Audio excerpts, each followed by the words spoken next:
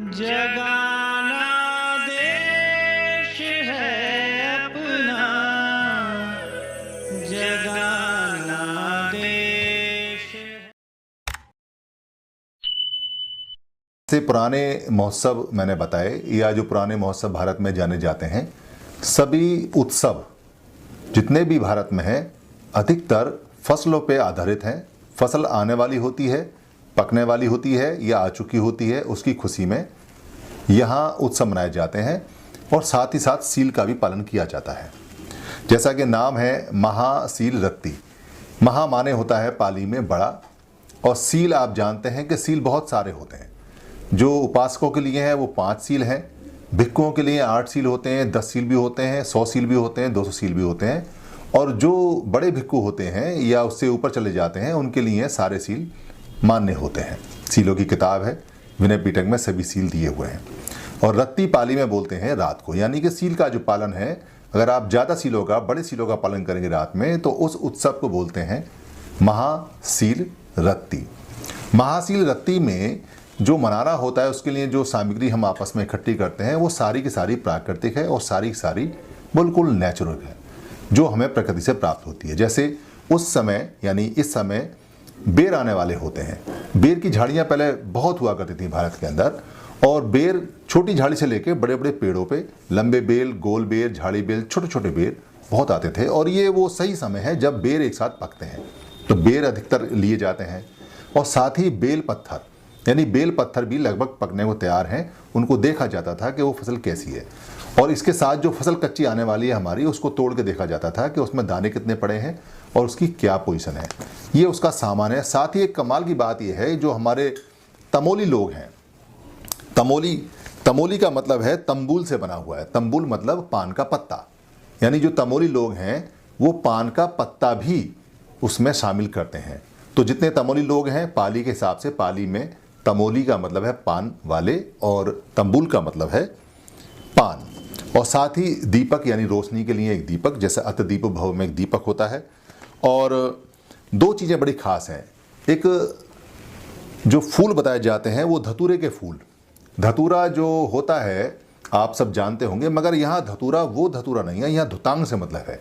धुतांग उसको बोलते हैं जो विपස්සना करने में, साधना करने में जो नियम होते हैं उनको धुतांग बोलते हैं। तो यानी धुतांग के फूल, यानी धुतांग के नियम भी जरूरी हैं। और साथ ही साथ यहाँ जो भांग बताई जाती है, वो भांग शब्द कहीं नहीं है, भांग का मतलब है भंग। भंग जो शब्द है, भंग यानी कि शरीर को भंग करने की अवस्था आनी चाहिए और वो जानकारी होनी चाहिए। पंचान अमृत यानी 5 अमर तत्व। 5 अमर तत्व का मतलब है पंचशील वाले 5 अमर तत्व, जिनको हम साथ में जानते हैं या लेते हैं।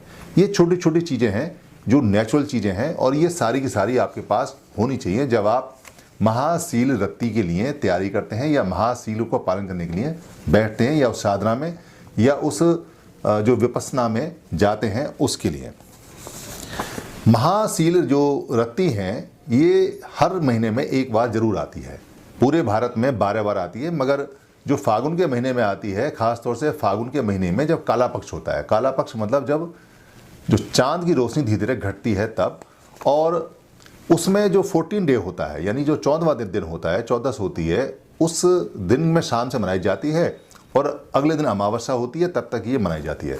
उसके बाद तो फसल पकने का आरंभ होना शुरू हो जाता है, क्योंकि फागुन चल रहा है, और फागुन के बाद में फसल पक जाएगी तो लोग बिजी हो जाएंगे, तो अपने सीलों को बहुत ज़्यादा मजबूत करते हैं और सीलों का पालन करते हैं। इन सीलों को पालन करने वाले जो लोग हैं अधिकतर नागवंशी हैं। सांप को तो सप बोलते हैं, मगर यहाँ नाग है, तो कुछ जो हमारे नायक थे उनके शरीर पे, गले पे आपको नाग मिलेंगे।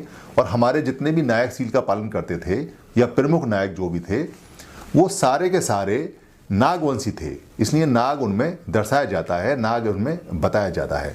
और उनका प्रज्ञा का नेत्र, यानी जिसको हम बोलते हैं त्रिनेत्र, तीसरा नेत्र, प्रज्ञा का नेत्र, उस महासील को पालन करने के बाद में प्रज्ञा का नेत्र उनका खुल जाता है, प्रज्ञा उनकी बढ़ जाती है। हमारे जितने भी नायक या जो लोग इसको करते हैं अधिकतर उसमें आदिवासी, वनवासी, जंगलवासी, काले लोग और कर्मठ और शरीर से बलिष्ठ लोग होते हैं। उनकी मुद्रा वही होती है जो बैठने के लिए साधना में बिल्कुल सीधी होती है, दोनों पैर मोड़ के और हाथ कमर सीधी करके, गर्दन सीधी करके वो लोग विपස්සना में बैठते हैं। ऐसी परंपरा रही है। 3 सूत्र का यानी त्रिसूत्र का इसमें ध्यान रखना होता है, त्रिसूत्र का पालन करना होता है। त्रिसूत्र कौन कौन से हैं? 3 सूत्र दुनिया जानती है, बुद्धं शरणं गच्छामि, धम्मं शरणं गच्छामि, संघं शरणं गच्छामि।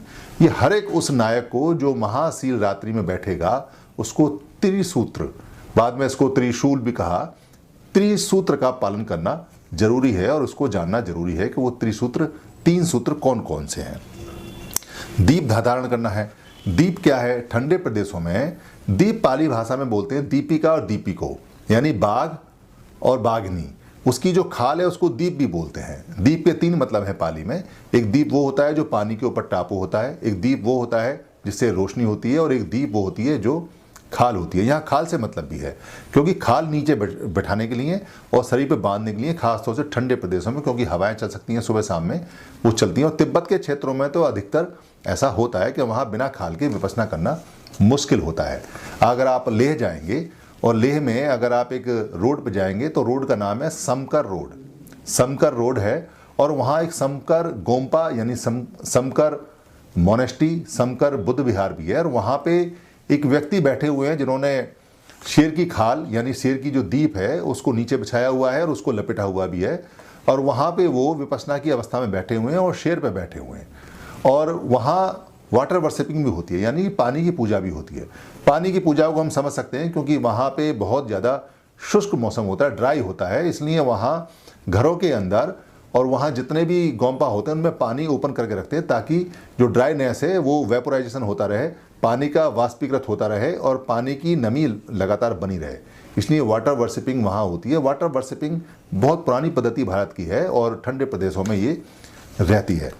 एक बात यहाँ ध्यान देने की है कि पूरे पाली साहित्य में ये जो महाशिल रात्रि है इसका जिक्र नहीं है। इसका मतलब ये है कि बुद्ध के समय में महाशिल रात्रि का अभ्यास नहीं होता था। ये अभ्यास बुद्ध के बाद में बुद्ध के किसी महानायक ने, जिसने इसको डेवलप किया या देखा, वहाँ से ये आरंभ हुई है और ये बिल्कुल उसी अवस्था में है। वही इसकी चीज़ें हैं और वही इसका एकदम तरीका है। इसलिए पाली साहित्य में महाशिल रात्रि का जिक्र नहीं मिलता, मगर महाशिल रात्रि पूरी देश के अंदर मनाई जाती है। देश के हर एक हिस्से में महाशिल रात्रि लगभग, और नेपाल के अंदर भी ये मनाई जाती है। इसमें ध्यान साधना करते हैं और पशुओं के प्रति बहुत ज़्यादा करुणा रखते हैं, इसलिए उनके नायकों को पशुपतिनाथ ही बोलते हैं। और इसमें स्तूपों की पूजा होती है, जिसको आप भी देखेंगे कि जो मिट्टी के या जो ईंटों के या जो पत्थरों के छोटे छोटे लिंग बनाए जाते हैं, स्तूप बोलते हैं। लिंग का मतलब होता है जनेंद्री केंद्र, यानी 5 तरह की जनेंद्री केंद्र होती है हमारी। स्किन होती है, आँख होती है, नाक होती है, हमारा मुंह होता है। ये सब जहाँ से इंद्रियाँ होती हैं उनको जनेंद्री बोलते हैं। तो ये जो स्तूप है, स्तूप की पूजा होती है, यानी स्तूप की मान्यता होती है। स्तूप के जो लोग हैं, जो उसके पीछे के लोग हैं स्तूप की याद में, उनको जाना जाता है और उनको साफ भी किया जाता है और उनको पानी से साफ करने की प्रक्रिया होती है ताकि याद रहे कि कितने कितने लोग हमारे सील में आगे बढ़े और सील में उन्होंने परिवारों को और देश को आगे बढ़ाया। इस सील से ही शील बना और शील से शैल बना और शैल से शैव मत बना। तो और जो लोग सील नहीं मानते उनको विशील बोलते हैं, यानी वो विशील मत के होते हैं। और जो सील मत के होते हैं उनको सीलवान भी बोलते हैं, शैलवान भी बोलते हैं और शैववान भी बोलते हैं। इसमें जितने भी लोग हैं आप ध्यान देखेंगे कि सब गरीब गुरबा लोग, जितने भी मूल निवासी जंगल में रहने वाले हैं, वही लोग इसकी मान्यता करते हैं। और आज भी अधिकतर जो सीलों का पालन करने वाले लोग हैं वही हैं। और अधिकतर लोग, क्योंकि शमशान में जाके सबसे अच्छी विपश्यना होती है। आप अगर सती पट्ठान में जाएंगे, सती पट्ठान देखेंगे बुद्ध का, तो सती पट्ठान में चैप्टर है जिसमें बुद्ध ने शमशान में जाके विपश्यना करने का वर्णन किया हुआ और बताया हुआ है। वहाँ सबसे अच्छी विपश्यना होती है क्योंकि वहाँ शांति बहुत ज़्यादा होती है और इससे बहुत सारी चीज़ें ठीक होती चली जाती हैं। इसलिए आप जो महाशिल रात्रि आती है या जो 12 हमारी महाशिल रात्रि आती हैं, उनमें सील का अभ्यास कीजिए, विपश्यना कीजिए। अभी विपश्यना पूरी दुनिया में चल रही है और इसको समझिए, इसको आगे बताइए, क्योंकि ये बहुत इम्पोर्टेंट और बहुत ख़ास है। और इसमें आपने देखा होगा कि इसको करने से करुणा, मैत्री, भाईचारा और शांति बहुत अधिक मिलती है, इसलिए इसका पालन करना चाहिए। धन्यवाद।